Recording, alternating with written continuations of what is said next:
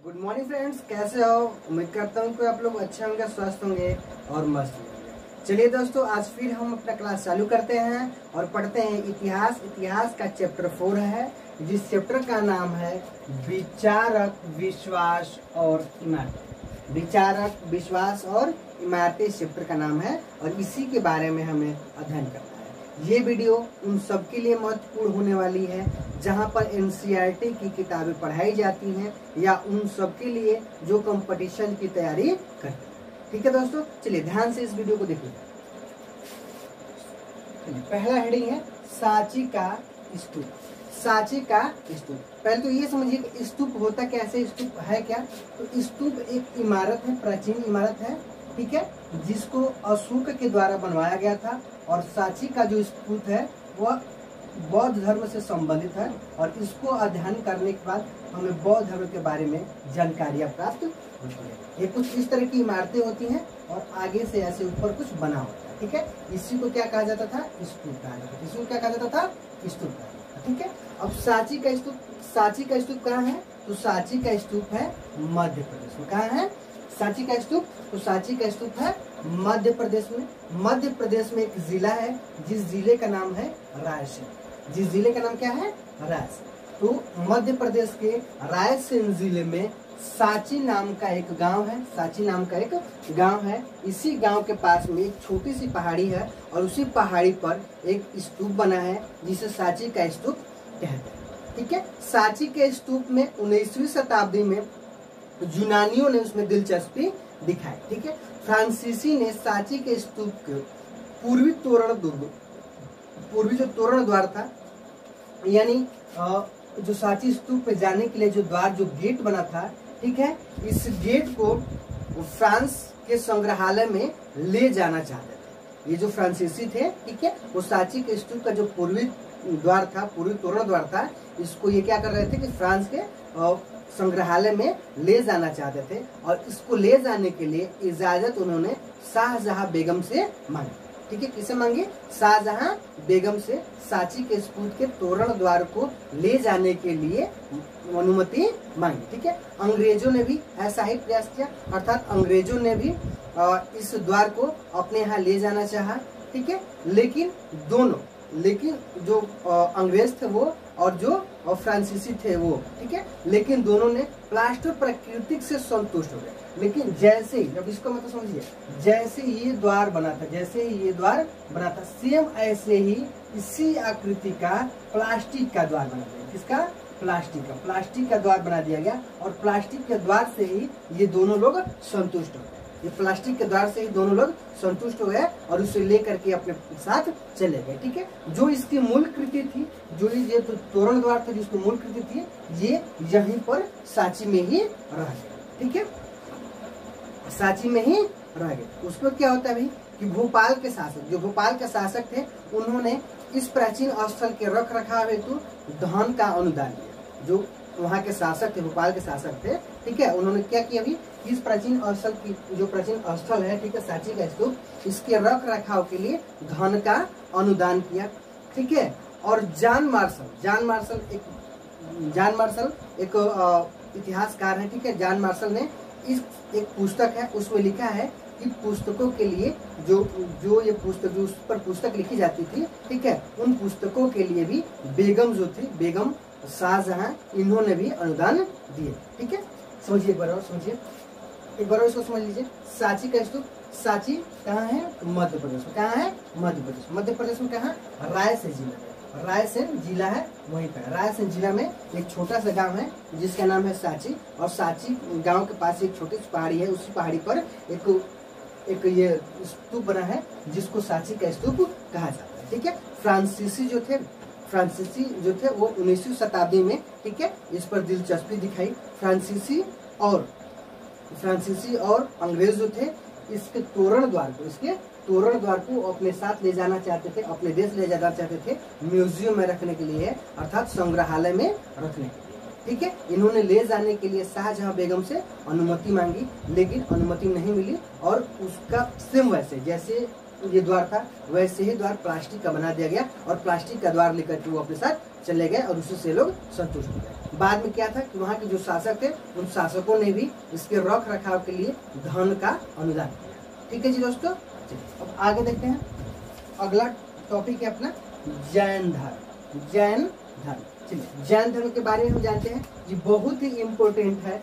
जैन धर्म और बौद्ध धर्म, इस चैप्टर में जैन धर्म और बौद्ध धर्म बहुत ही इम्पोर्टेंट है। आपके एग्जाम के नजरिए से इम्पोर्टेंट है और आपके प्रतियोगी परीक्षाओं के नजरिए से ही बहुत ज्यादा महत्वपूर्ण है। ठीक है, चलिए समझिए ये सुनिए। जैन धर्म में कुल कितने तीर्थंकर हुए? तो जैन धर्म में कुल तीर्थंकर जो हुए वो 24 हुए। कितने तीर्थंकर हुए? 24 तीर्थंकर। ठीक है, प्रथम तीर्थंकर कौन थे? तो प्रथम तीर्थंकर का नाम है ऋषभ।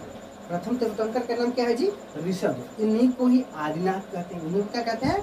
आदिनाथ कहते हैं। और इनसे संबंधित चीजें ऋग्वेद में मिलती है। अगर ऋग्वेद हम पढ़ेंगे तो आदिनाथ और ऋषभ देव के बारे में कुछ जानकारी हमें प्राप्त होती है। ठीक है, अब आगे देखते हैं। 23वें तीर्थंकर, जो महत्वपूर्ण तीर्थंकर रहे हैं, हमें उन्हीं के बारे में इस चैप्टर में पढ़ना है। तो पहले तीर्थंकर के बारे में हम जान लिए कि जैन धर्म पहले तीर्थंकर कौन थे? ऋषभ देव। इन्हीं को आदिनाथ कहते हैं और इनसे संबंधित चीजें हमें ऋग्वेद में प्राप्त होती है। 23वें तीर्थंकर कौन थे? तो 23वें तीर्थंकर का नाम है पार्श्वनाथ। 23वें तीर्थंकर का नाम क्या है? पार्श्वनाथ। ठीक है, पार्श्वनाथ का जन्म कहाँ हुआ था? उनका जन्म हुआ था काशी में। इनका जन्म कहाँ हुआ था मित्रों? तो काशी में जन्म था। इनके पिता का नाम क्या था? इनके पिता का नाम था अश्वसेन। इनके पिता का नाम क्या था? अश्वसेन। और जो अश्वसेन थे वो काशी के राजा। वो कहाँ के राजा थे? काशी जो महाजनपद था, इन्हीं के इसी काशी महाजनपद के राजा थे। कौन? अश्वसेन, जो पार्श्वनाथ के पिता थे। ठीक है दोस्तों, एक बार समझिए। 23वें तीर्थंकर कौन है? पार्श्वनाथ। जन्म कहाँ हुआ इनका? काशी में। पिता का क्या नाम है? अश्वसेन। और अश्वसेन क्या थे? तो काशी के राजा। ठीक है, अब इनके द्वारा जो शिक्षाएं दी गई वो क्या है?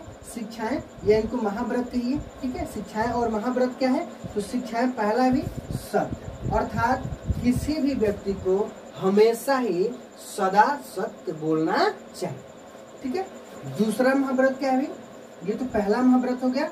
ये दूसरा महाव्रत क्या है? अहिंसा, अर्थात अहिंसा की भावना सदैव अपने मन में रखनी चाहिए, चाहे वो मन से हो, वचन से हो या कर्म से। हमेशा ही अहिंसा का पालन करना चाहिए। ठीक है, तीसरा है अस्तेय। तीसरा क्या है? अस्तेय। अस्तेय का मतलब क्या होता है जी?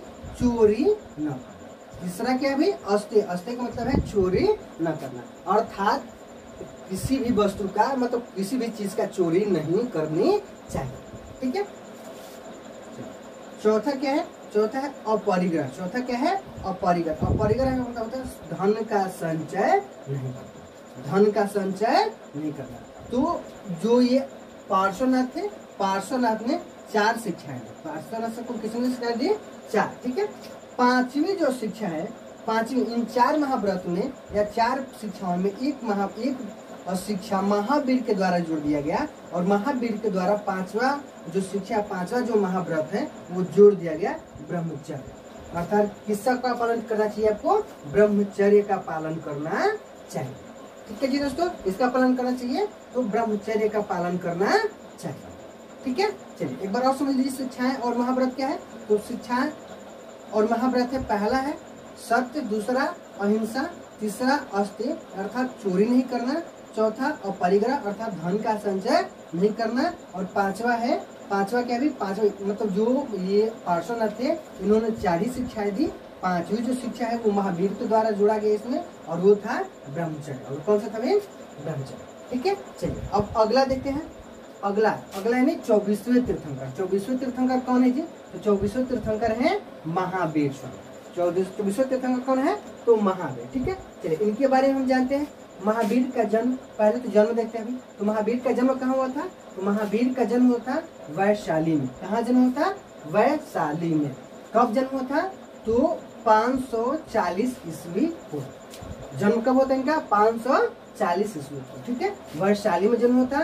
ठीक है, 540 ईस्वी पूर्व। और कौन सा गाँव था? तो कुंडल ग्राम। कौन सा गांव था भाई? तो कुंडल ग्राम। कुंडल ग्राम जगह है, ये वैशाली जिला में पड़ता है। और यहीं पर 540 ईस्वी पूर्व में महावीर स्वामी का जन्म। ठीक है, बचपन का नाम, अब इनके बचपन का नाम क्या भी? तो महावीर स्वामी के बचपन का नाम है वर्धमान। क्या है भाई? वर्धमान। ठीक है। महावीर स्वामी का बचपन का नाम क्या है? वर्धमान, ठीक है। अब इनकी मृत्यु कब होती है भाई? इनकी मृत्यु होती है पावापुरी में। कहाँ होती है? पावापुरी में। और कब होती है? तो 468 ईस्वी पूर्व। 468 ईस्वी पूर्व महावीर स्वामी की मृत्यु पावापुरी में हो जाती, ठीक है। अब इनके पिता का नाम देख देंगे। और महावीर स्वामी के पिता का क्या नाम था? तो पिता का नाम था सिद्धार्थ। पिता का नाम क्या था? सिद्धार्थ, ठीक है। और माता का नाम? तो माता का नाम है त्रिशला। माता का नाम क्या था? त्रिशला था। और त्रिशला क्या थी भाई? तो लिच्छवी के जो राजा थे उन्हीं की बहन थी। जो लिच्छवी महाजनपद था उस महाजनपद के जो राजा थे उन्हीं की बहन थी, जिसका नाम क्या था? त्रिशला, ठीक है। पत्नी, इनकी पत्नी कौन थी? तो पत्नी थी यशोदा। पत्नी कौन थी? यशोदा। इनकी एक पुत्री थी, ठीक है। इनकी क्या थी? पुत्री। और पुत्री का नाम था अनुजा। पुत्री का नाम क्या था? अनुजा। या इसी को प्रियदर्शनी भी कहते हैं। इसी को किस नाम से जाना जाता है? प्रियदर्शनी के नाम से भी जाना जाता है, ठीक है। इन्होंने गृह त्याग दिया था, तो ज्ञान की प्राप्ति के लिए सत्य के खोज के लिए क्या कर दिए? घर को त्याग दिए। और घर कब त्यागे थे? तो 30 वर्ष की आयु। कब त्यागे थे भाई? 30 वर्ष की आयु में इन्होंने घर त्याग दिया, ठीक है। और घर कैसे त्यागे? तो बड़े भाई की आज्ञा लेकर के। बड़े भाई की आज्ञा, जो इनके बड़े भाई थे जिनका नाम नंदीवर्धन था, नंदीवर्धन से आज्ञा लेकर के महावीर स्वामी 30 वर्ष की आयु में घर को त्याग दिया, ठीक है। ज्ञान प्राप्ति क्या हुआ उनको? तो ज्ञान प्राप्ति कहाँ होगी? तो जुम्मिका ग्राम। कहाँ हुआ था? जुम्मिका ग्राम। जुम्मिका ग्राम में इनको क्या हुआ था? ज्ञान प्राप्त हुआ था। जुम्मिका ग्राम में ऋजुपालिका नदी के तट पर साल वृक्ष के नीचे 24 वर्ष। कब? 24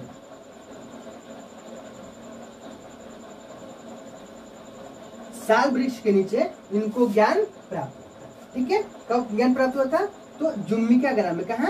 जुम्मिका ग्राम में ऋजुपालिका नदी के तट पर साल वृक्ष के नीचे इन्हें ज्ञान की प्राप्ति हुई थी, ठीक है। चलिए एक बार और समझ लीजिए इसको सही से। देखिए 24वें तीर्थंकर कौन है? महावीर स्वामी। महावीर स्वामी का जन्म कब हुआ? तो वैशाली में हुआ था 450 ईस्वी पूर्व, कुंडल ग्राम। यानी वैशाली जिला के कुंडल ग्राम में 450 ईस्वी पूर्व महावीर स्वामी का जन्म हुआ। उसके बाद इनका बचपन का नाम वर्धमान था।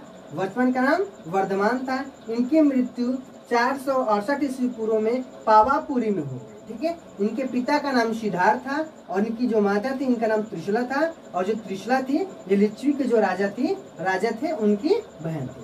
पत्नी का नाम यशोदा था। पत्नी का नाम यशोदा था। इनकी एक पुत्री थी। इस पुत्री का नाम था अनुजा या प्रियदर्शनी। अनुजा या फिर प्रियदर्शनी इनका नाम था, ठीक है। गृह त्याग, घर कब त्यागे थे?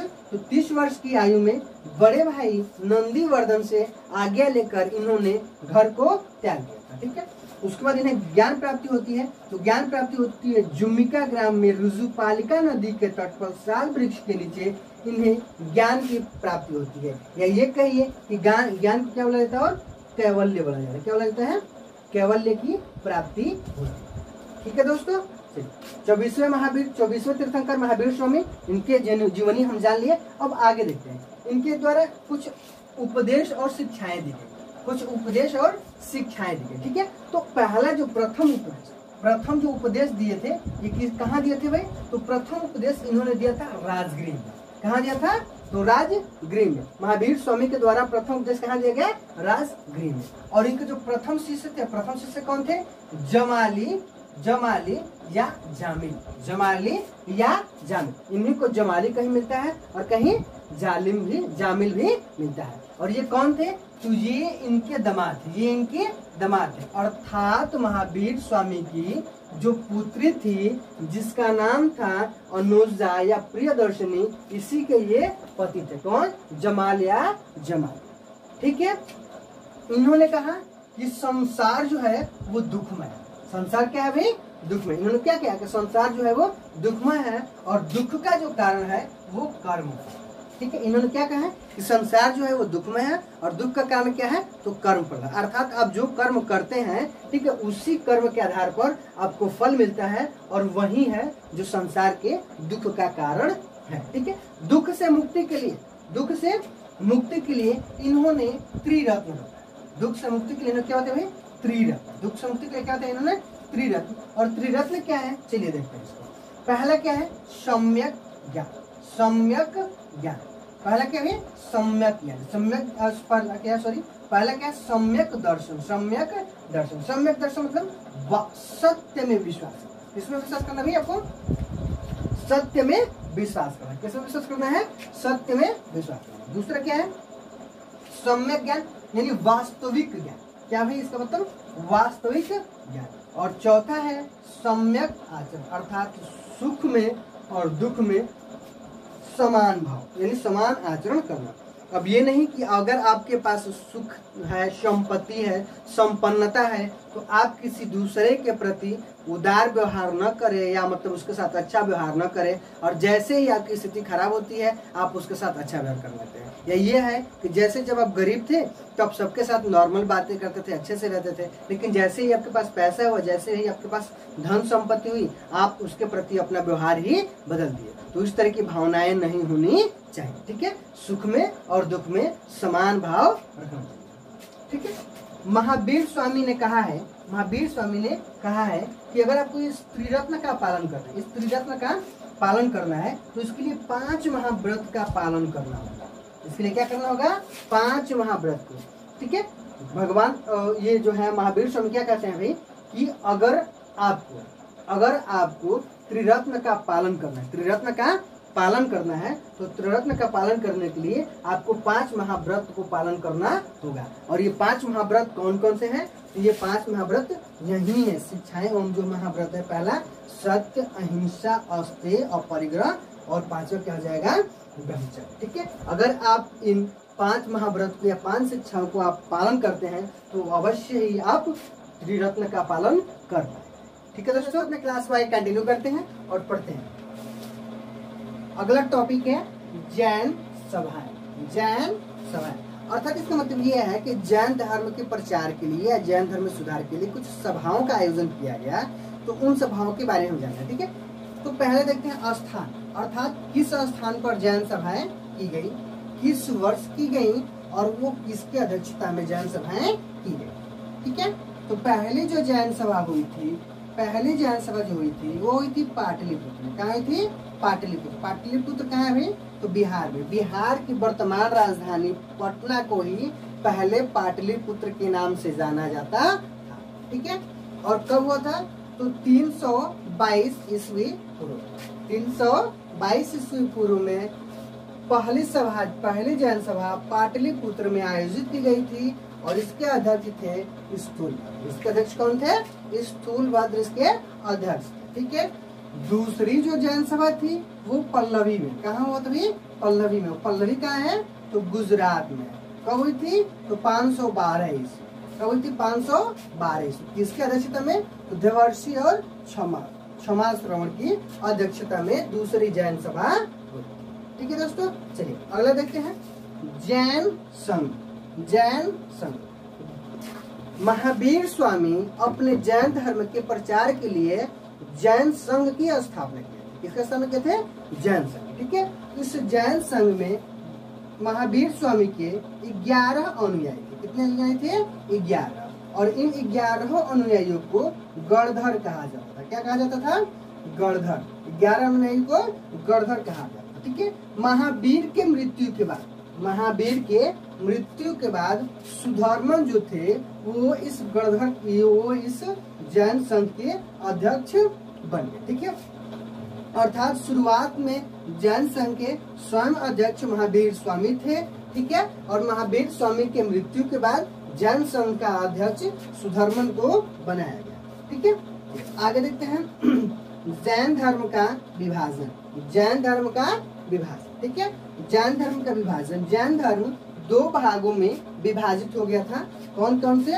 श्वेतांबर और दिगंबर। श्वेतांबर और दिगंबर। ठीक है, इन दोनों के बारे में हम विस्तार से जानेंगे कि इन दोनों में फर्क क्या था। ठीक है, तो एक तरफ श्वेतांबर जिसका अध्यक्षता यानी जिसके अध्यक्षता कर रहे थे स्थूलभद्र, अर्थात स्थूलभद्र के नेतृत्व में श्वेतांबर था, और दूसरा दिगंबर, इसके नेतृत्व कर रहे थे भद्रबाहु। इसके नेतृत्व कौन कर रहे थे? भद्रबाहु कर रहे थे। ठीक है, चलिए आगे देखते हैं।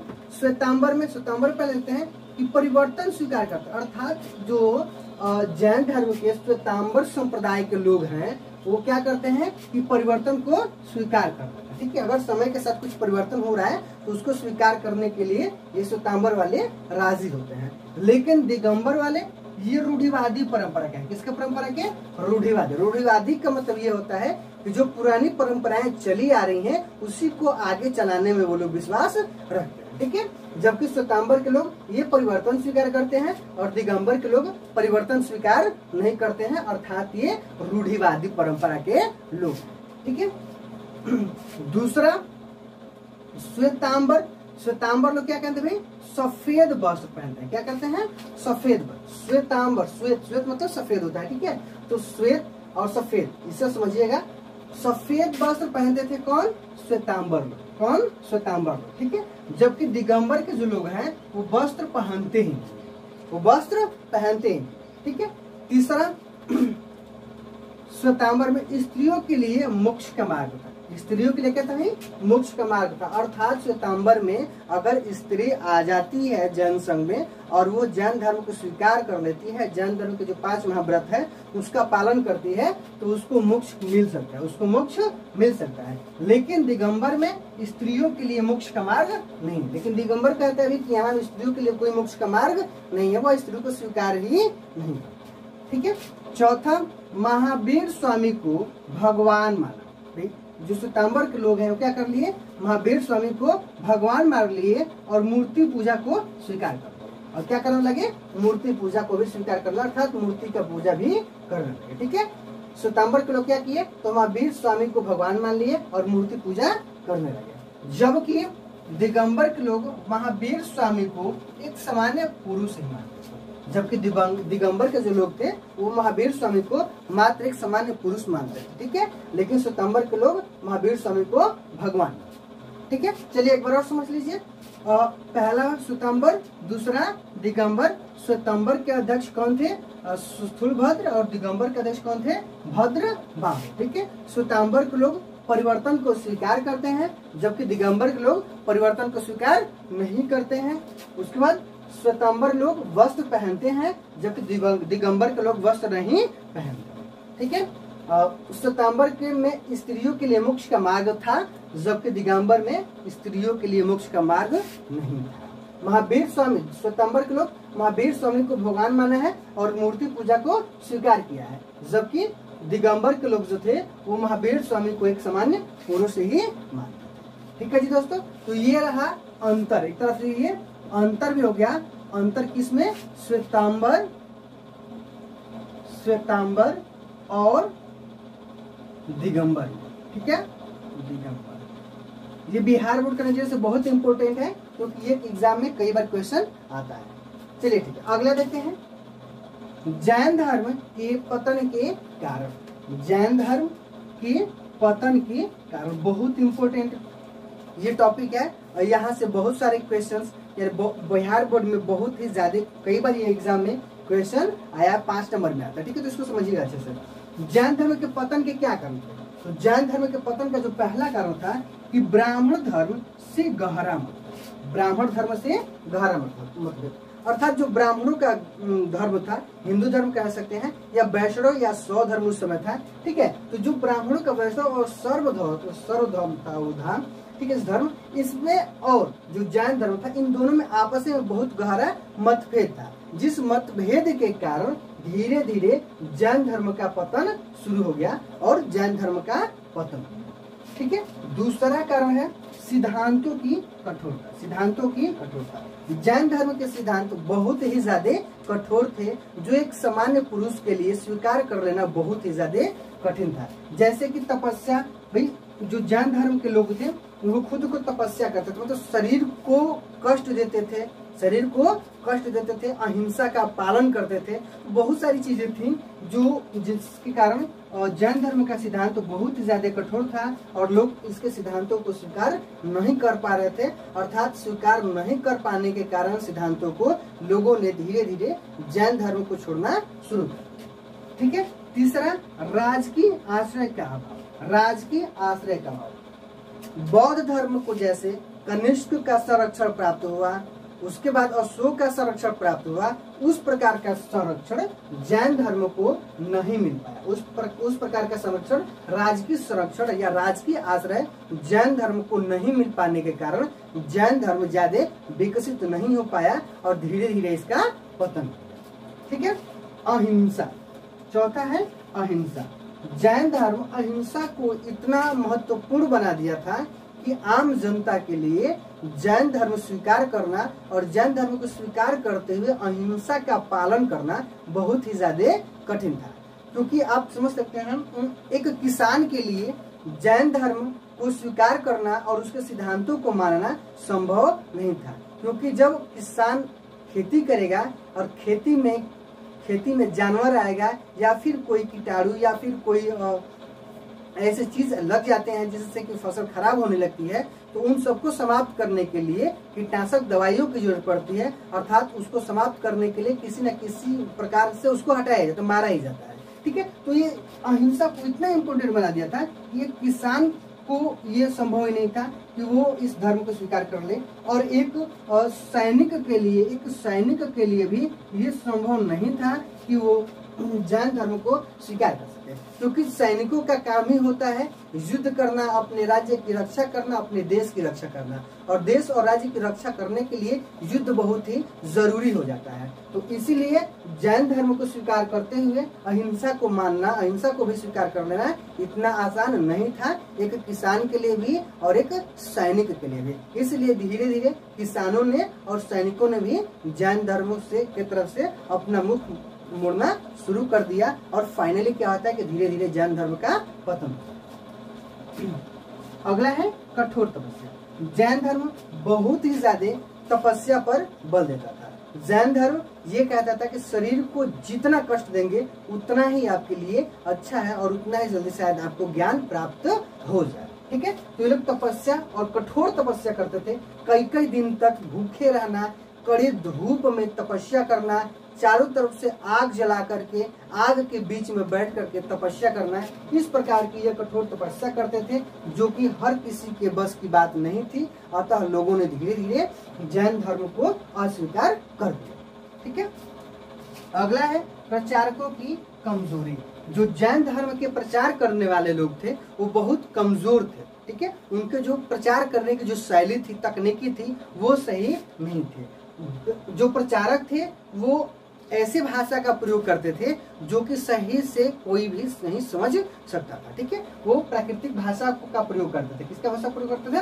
प्राकृतिक भाषा का प्रयोग करते थे। अगर शायद ये क्षेत्रीय भाषा का प्रयोग करते तो ज्यादा प्रभावशाली रहा होता। ठीक है। तो प्रचारकों की भी कमजोरी रही, जिसके कारण जैन धर्म ज्यादा विकास नहीं कर पाया। अगला है भेदभाव की भावना। जब तक महावीर स्वामी थे तब तक बहुत सारे जातियों के लोग जैन धर्म को स्वीकार किए और भेदभाव के बगैर वहां एक साथ रहे। लेकिन बाद के समय में धीरे धीरे समय बदला और जैन धर्म स्वीकार करने के बाद भी लोगों के साथ भेदभाव किया जाने लगा और भेदभाव की दृष्टि से देखा जाने लगा, जिसके कारण धीरे धीरे जैन धर्म का पतन हो गया। ठीक है। जैन धर्म। अगला है जैन धर्म में विभाजन। जैन धर्म में विभाजन। जैन धर्म के दो संप्रदाय बन गए। जैन धर्म के दो संप्रदाय बन गए, दिगंबर और श्वेतांबर। महावीर स्वामी के मृत्यु के बाद जैसे ही जैन धर्म के दो संप्रदाय बनते हैं, दो भाग बनता है, दिगंबर और श्वेतांबर, और इसी के कारण धीरे धीरे जैन धर्म बिखरना शुरू हो गया और फाइनली लास्ट में जाते जाते जैन धर्म का पतन हो जाता है। ब्राह्मण धर्म में सुधार। ब्राह्मण धर्म में सुधार। शुरुआत में जो ब्राह्मण धर्म था उसमें बहुत सारी कमियां थी, जिससे लोग परेशान होकर के जैन धर्म को स्वीकार करने लगे।